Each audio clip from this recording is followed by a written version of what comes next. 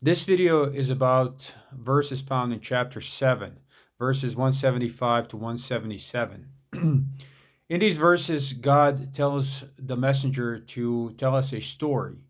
So the verses go like this: And recite to them the story of the one to whom we gave our communications, but he turns away from them.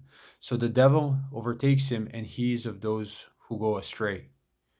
And if we had pleased, we could have exalted him thereby. But he clung to the earth and followed his desires. So his example is like an example of a dog. If you chase him, he pants, and if you leave him alone, he pants. This is the example of people who reject our communications. Tell them the story that they may reflect. Evil is the likeness of people who reject our communications and are unjust to their own soul.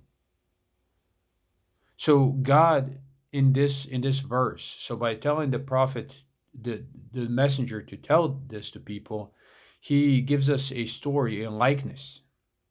When you really think about our connection with God, we can never hope to be even as much as pets, but at best we are just pets.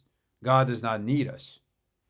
Now, this example relates to us something that we can understand.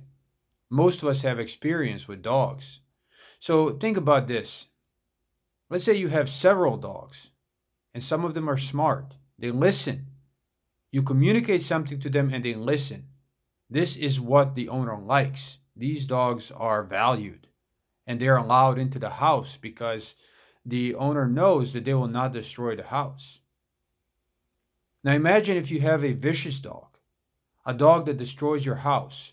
But even worse, what if the dog attacks your children? What if the dog attacks your other dogs, injures them, hurts them, is dangerous to them? That dog cannot be allowed around your smart dogs because you value your smart dogs. So this is the example God sets for us so we can understand. A person that does what God hates, what leads to hell, is not equal to the one that does what God wants.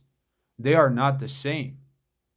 One is like a smart dog, and the other one is like the vicious dog. And this distinction has to be understood because actions do matter. And God says, "We gave you our communications, and if we wanted, we could have raised you thereby. But you chose to cling to the earth and follow your desires." Generally, these vicious dogs, they act on selfish instinct. They don't have a higher power of thought. They're not enlightened. And God doesn't want that. And he says, if we could have given, we gave it to you, you could have chose to follow this instead of your desires. And that's the story. God gives us a story of the one to whom he gives his communications, but this person turns away from them. So you heard the Quran. You heard the gospel. It doesn't matter. But you turned away from it. When God says do this, you didn't do it. When God says act like this, you didn't do it. When God says think like this, you didn't do it. So if you won't take advice, then you will go astray. And there is no curing that. There is no fixing that. You are the dumb dog if you do this. Anybody that does this is a dumb dog. Of course, even the best dogs make mistakes. And God forgives mistakes, but we have to make sure to make a difference between a pattern of life and a mistake and a moment of weakness. And we know it. Other people may not know it. We can hide this from other people, but we know it. We know if we are trying. We truly know if we are trying. Each and every single one of us knows if we are trying to obey God. And that is ultimately what matters. Otherwise, we're just dumb animals. And this isn't the only animal that compares us to, or not. Well, yeah, us, but mostly those who don't obey. In chapter Juma, God also compares people to a donkey.